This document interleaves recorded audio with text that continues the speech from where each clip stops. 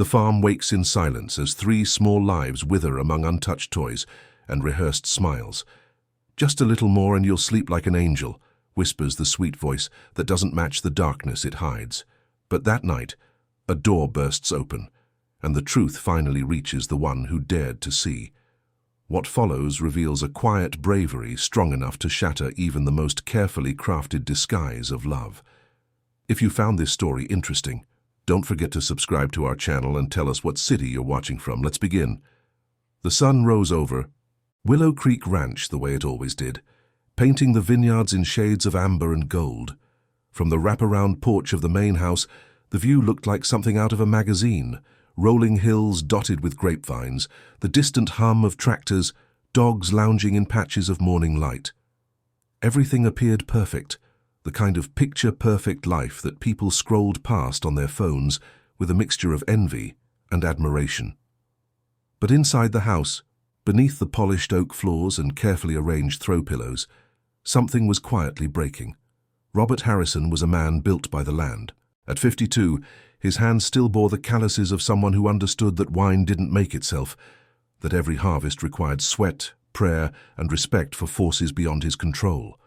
He had inherited Willow Creek from his father, learned the business from the ground up, and transformed it into one of Napa Valley's most respected boutique wineries. He woke before dawn, drank his coffee black, and walked the rows of vines with the same reverence some people reserved for church. But for all his strength with the land, Robert was fragile when it came to matters of the heart. His first wife Sarah had passed away in a tragic accident when their daughters were just infants. The grief had nearly destroyed him. When he met Vanessa 2 years later at a charity gala in San Francisco, her youth, beauty, and vibrant energy felt like oxygen after years of drowning. He married her quickly, perhaps too quickly, believing that love could heal the hollow spaces inside him. Vanessa Monroe had grown up in Los Angeles, the daughter of a once wealthy family that had fallen on hard times. She was used to a certain lifestyle, the kind that required designer labels, exclusive parties, and the constant validation of being seen. When she married Robert, she saw an opportunity to reclaim the life she felt entitled to.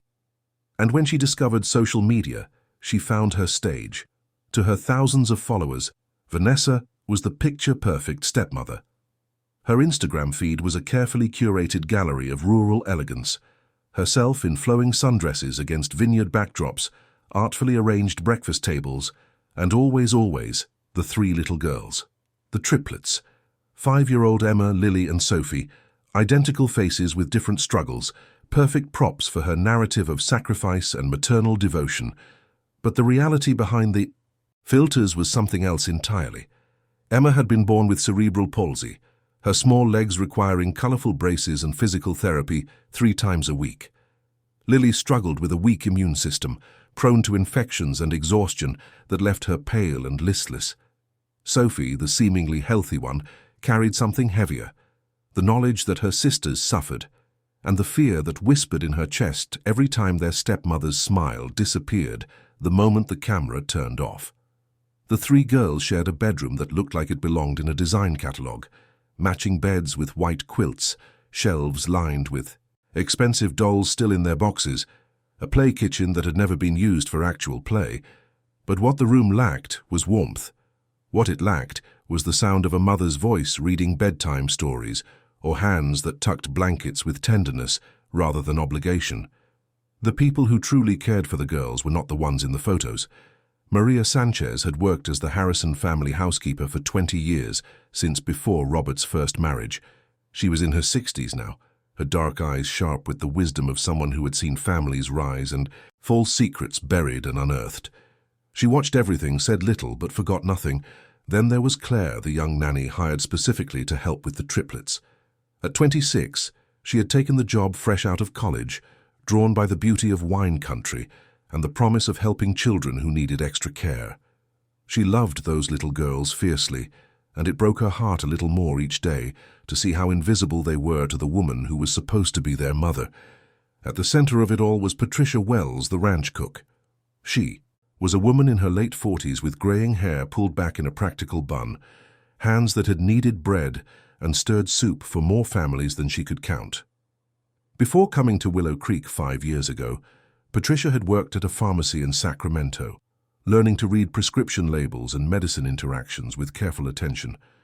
That knowledge would prove more valuable than anyone could have imagined.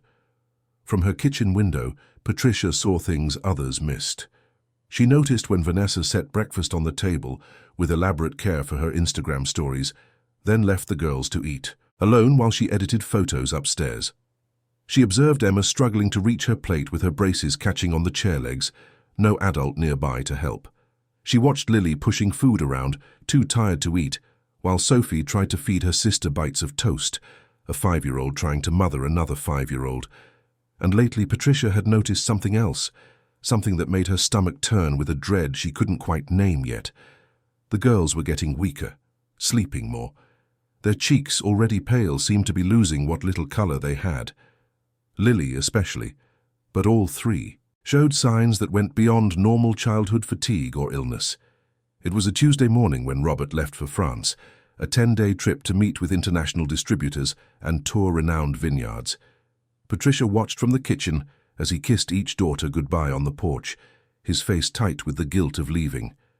She saw how Emma clung to his leg, how Lily's bottom lip trembled, how Sophie waved silently with eyes that seemed older than 5. Vanessa stood beside them, playing the role perfectly for anyone watching, but Patricia saw her checking her phone, already mentally somewhere else. And as Robert's car disappeared down the long driveway, kicking up dust in the morning light, Patricia felt a chill despite the California heat. Something was about to change. She could feel it in the air, the same way you could feel a storm coming over the hills before the first clouds appeared. And whatever was coming, those 3 little girls were going to need someone on their side. With Robert gone, the atmosphere in the house shifted like weather changing without warning. Vanessa's Instagram stories showed her in the vineyard at sunset, captions about being a strong single mother, holding down the fort, about sacrifice and resilience.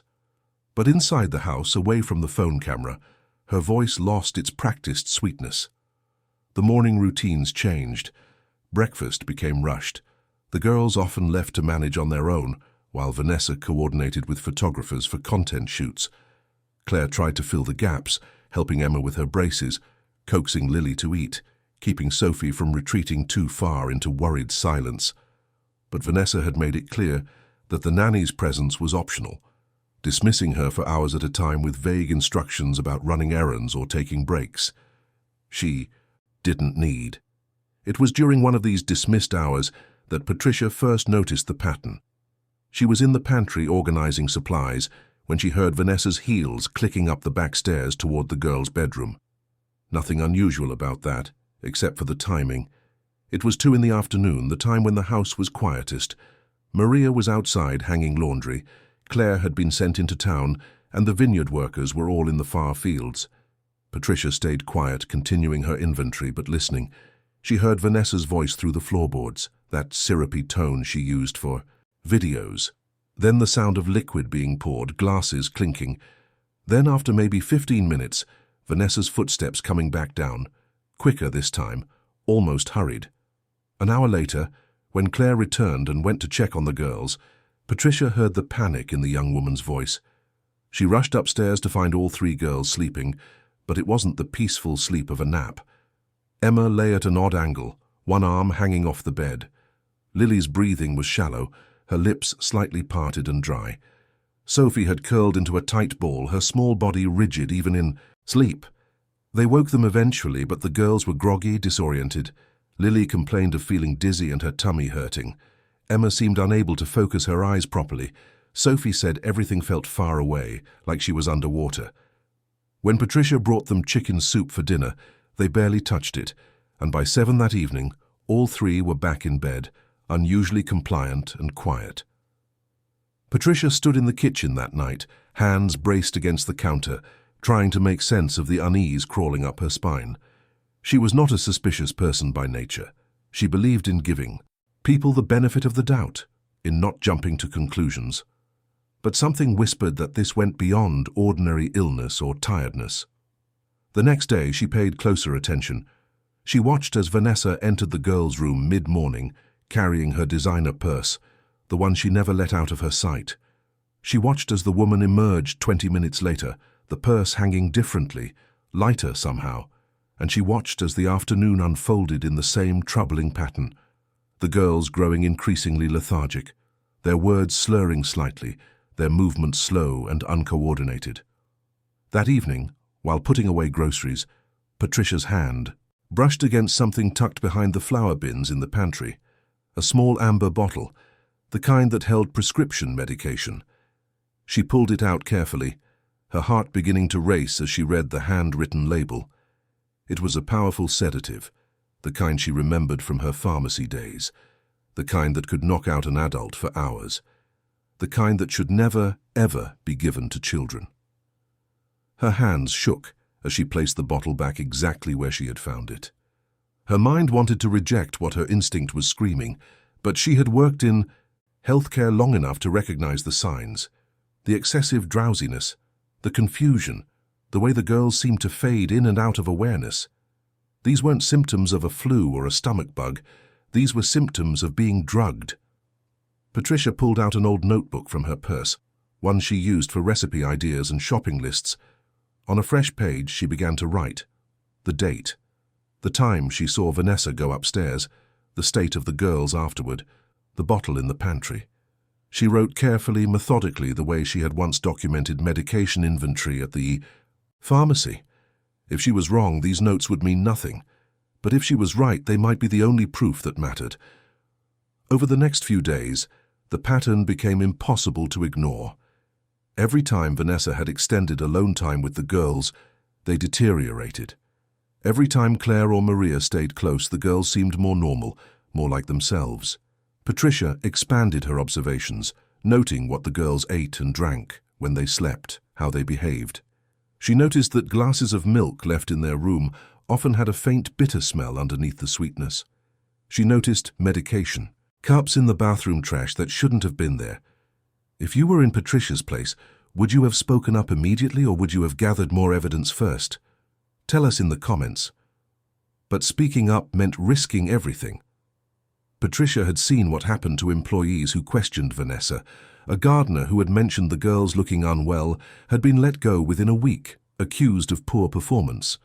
A part-time helper who had suggested maybe the girls needed more attention had found her hours cut to nothing. Vanessa had built a fortress around herself, and anyone who threatened to crack it faced swift consequences. Still, Patricia couldn't stay silent forever, not when she saw Emma struggling to walk, even with her braces, her little body too drugged to coordinate properly. Not when Lily spent entire afternoons in a sleep so deep that even Claire couldn't wake her easily. Not when Sophie, the supposedly healthy one, started asking why everything felt so strange, why she couldn't remember whole parts of her day. The breaking point came on a Friday evening during a thunderstorm. The rain hammered against the windows, and lightning split the sky over the vineyard. Patricia was cleaning up the kitchen when she heard it, a weak, desperate crying from upstairs. Then Vanessa's voice, sweet as poisoned honey, saying words that made Patricia's blood run cold. She moved toward the stairs, her heart pounding so hard she could feel it in her throat. At the top, Emma's door was slightly ajar, and through the crack, Patricia could see Vanessa holding a medicine dropper, coaxing Lily to open her mouth. The little girl was so weak she could barely keep her head up, and her sisters sat on the bed nearby, too confused and drowsy to understand what was happening. Patricia's hands clenched into fists. The notebook in her pocket suddenly felt both too heavy and too light. She had the evidence. She had the observations. But did she have the courage to act on them before it was too late? The storm raged through the night, but Patricia barely slept. She lay in her small bedroom off the kitchen, listening to every creak and footstep above her, the notebook pressed against her chest like a talisman. By dawn, she had made her decision. She couldn't wait for Robert to return. She couldn't gather more evidence. The girls were running out of time. Saturday morning arrived grey and heavy with leftover rain. Patricia moved through her usual routines with unusual purpose, watching and waiting for the right moment. Vanessa slept late, as she always did on weekends, and Claire had Saturday mornings off. Maria was in the laundry room. The house felt suspended between normalcy and catastrophe. Around 9, Patricia went to check on the girls. She found Sophie awake, sitting on the floor between her sisters' beds, her small face creased with worry. Emma and Lily were still sleeping, their breathing shallow and irregular. Sophie looked up at Patricia with eyes too knowing for a 5-year-old. "Do they look sick to you?" Sophie whispered. "They won't wake up right." I tried. Patricia knelt down, her joints protesting, and brushed hair back from Emma's forehead. The child's skin was clammy and cool. When Patricia gently shook her shoulder, Emma's eyes fluttered but didn't fully open. Lily didn't respond at all to Patricia's touch, her small body limp and unresponsive, in a way that sent alarm bells screaming through Patricia's mind. This was beyond anything she had documented before. This was an emergency. She scooped up Sophie, carried her downstairs, and settled her at the kitchen table with coloring books. Then, hands shaking but steady with purpose, Patricia pulled out her cell phone. She dialed 911, her voice low but clear as she explained the situation. 2 children, 5 years old, unresponsive and showing signs of possible medication overdose. She gave the address, described the symptoms, and mentioned her suspicions about sedatives being administered without medical supervision.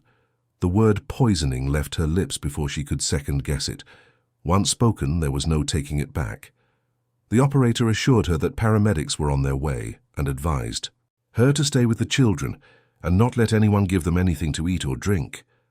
Upstairs, Vanessa must have sensed something was wrong.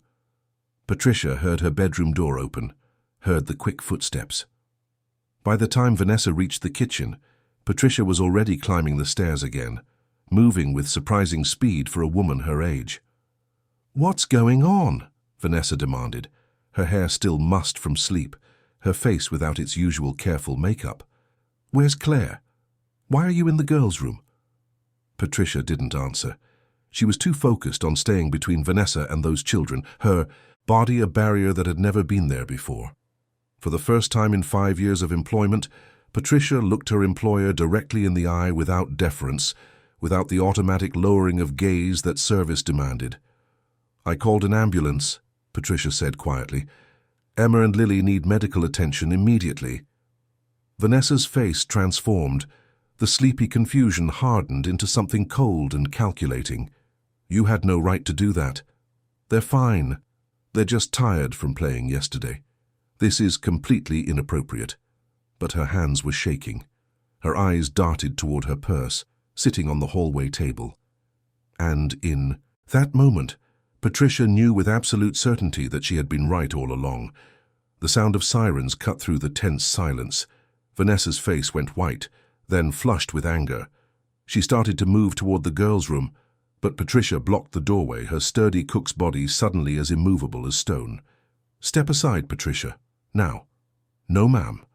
Not until the paramedics see them." The ambulance pulled up the long driveway, lights flashing against the morning fog.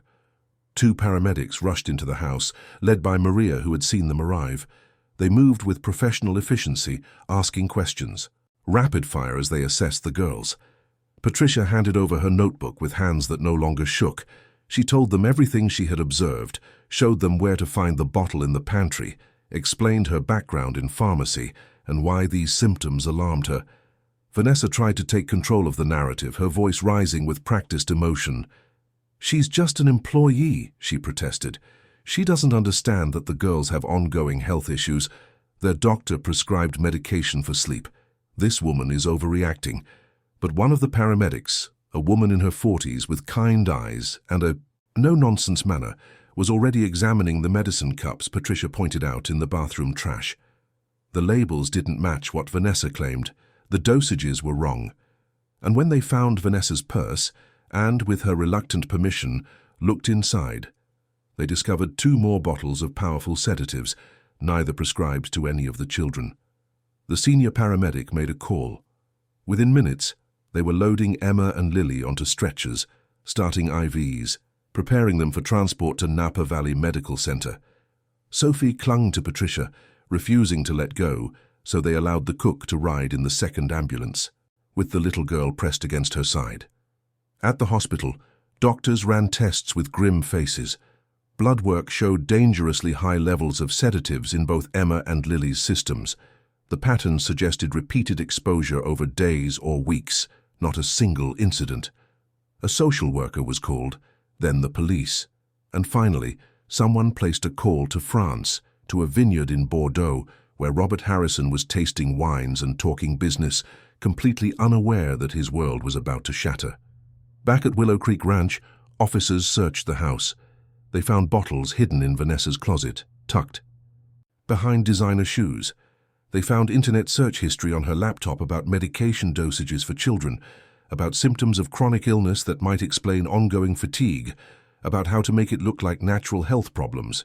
They found drafts of Instagram posts pre-written for if one of the girls passed away, ready to be shared with crying face emojis and hashtags about angels and tragedy. The beautiful facade was crumbling, and behind it, the truth was uglier than anyone had imagined. Robert Harrison arrived at San Francisco International Airport 12 hours after receiving the call that changed everything. He had left. The meeting in Bordeaux, without explanation, caught the first available flight and spent the entire journey in a state of numb terror, imagining his daughters in hospital beds, imagining worst-case scenarios that somehow still fell short of the actual truth. When he walked into Napa Valley Medical Center, still wearing his suit from the business dinner, he found his girls alive but fragile. Emma and Lily were in pediatric intensive care, hooked to monitors that beeped steadily, their small bodies finally being cared for properly. Sophie was curled up asleep in a chair beside Patricia, who had refused to leave. The hospital. The cook's apron was wrinkled, her eyes were red-rimmed, but she sat upright and alert, keeping watch like a guardian angel in practical shoes. A doctor pulled Robert into a private consultation room. The words that followed felt like physical blows. Chronic sedative poisoning, deliberate administration, evidence of sustained abuse. The girls had been systematically drugged over weeks, maybe longer, with dosages that could have caused permanent neurological damage or worse. Emma and Lily were in critical condition, not because of their pre-existing conditions, but because someone had been slowly stealing their vitality, their consciousness, their very lives. Then came the part that broke something fundamental in Robert's understanding of the world. The police detective laid out the evidence piece by piece, the search results on Vanessa's computer, the hidden medications, the notebook kept by his cook, filled with observations that painted a picture of calculated cruelty. And worst of all, the drafts of social media posts Vanessa had prepared in advance, ready to monetize tragedy, to turn the death of children into content. Robert had always known his wife was obsessed with her online presence. He had dismissed it as harmless vanity, a need for validation that seemed silly but ultimately innocent. He had never imagined that beneath the filtered photos and inspirational captions lived someone capable of this. Someone who saw 3 vulnerable children not as human beings to be loved, but as obstacles to be removed, or props to be used depending on what served her narrative better. "I didn't see it," Robert told Patricia later that night, his voice hollow. "She was living in my house, sleeping beside me, and I didn't see what she was doing to my daughters." Patricia, who had every right to judge him, simply placed her work-worn hand over his. "With respect, sir," she said quietly, "you see it now. That's what matters. What you do next is what will define you as their father." Vanessa was arrested that afternoon. The charges were severe: 3 counts of child endangerment, assault with intent to cause harm, and multiple related offenses. Her Instagram account, once full of perfect family moments, was seized as evidence. The comments section filled with horror as followers realized they had been liking and sharing the documentation of abuse, had been giving validation to someone who was hurting children for attention. Over the following weeks, the story dominated Northern California news cycles. The contrast between Vanessa's carefully curated online persona and the reality of what she had done became a cautionary tale about the dangers of social media obsession, about how the pursuit of likes and followers could corrupt something as fundamental as maternal love. But for Robert and his daughters, the headlines were just background noise to the real work of healing. Emma and Lily slowly regained their strength. The medical team carefully managed their withdrawal from the sedatives, supporting their small bodies as the medications left their systems. Emma's physical therapy resumed, this time with Robert attending every session, learning how to help his daughter himself instead of delegating her care to others. Lily's immune system, no longer suppressed by drugs, began to stabilize. Her cheeks regained color, and her laughter, which had been absent for so long, started to return. Sophie, the supposedly healthy triplet, turned out to need the most emotional support. She had been aware enough to know something was terribly wrong, but too young to understand or articulate it. The guilt of not being able to protect her sisters weighed on her 5-year-old shoulders. Robert found a child psychologist who specialized in trauma, someone who could help all 3 girls process what had happened to them. Patricia was offered a promotion, a new role that went beyond cooking to include full-time care coordination for the girls. Robert insisted on it, telling her that she had proven herself to be more family than employee. She accepted not for the money, but because those 3 little girls had claimed a piece of her heart that she could no longer take back. Claire, the nanny, was given security and respect in her position, no longer subject to arbitrary dismissal for caring too much. Maria, the housekeeper, found herself valued not just for her work but for her wisdom and her witness. The other staff members, the ones who had seen pieces of the truth but had been too afraid to speak, were assured that speaking up for the vulnerable would be honored, not punished. Willow Creek Ranch began to feel different. The photos of it would still be beautiful, the vineyard still produced excellent wine, but it was no longer a stage set for social media performance. It became what it should have been all along, a home where 3 little girls could grow up safely, where their struggles were met with genuine support rather than resentment, where their laughter mattered more than their image. Robert learned to be present, truly present, in ways he had never managed before. He reduced his travel, delegated more business responsibilities, and made his daughters the center of his life, rather than just residents in it. On quiet evenings, he sat with them on the porch, watching the sunset paint the vineyard gold, and marveled that they were still here, still his, still whole despite everything. The legal proceedings against Vanessa would take months, maybe years, but for the Harrison family, justice had already arrived in simpler forms. In Emma taking steps without fear, in Lily eating breakfast with appetite, in Sophie laughing without looking over her shoulder, in a cook who became a grandmother figure, in a father who finally learned to see what had been in front of him all along. Behind the perfect pictures, real life was messy and hard and required showing up every day with honest love. But it was also resilient and capable of healing, and worth fighting for even when, especially when, no one was watching to give it a like. Dear listeners, we hope the Harrison family's story touched your heart. If you were moved by Patricia's courage and the girls' resilience, click the like button, subscribe to the channel, and tell us in the comments what resonated with you most. Every day we bring you intense stories like this one, revealing the deepest side of the human soul. We look forward to seeing you in the next episode.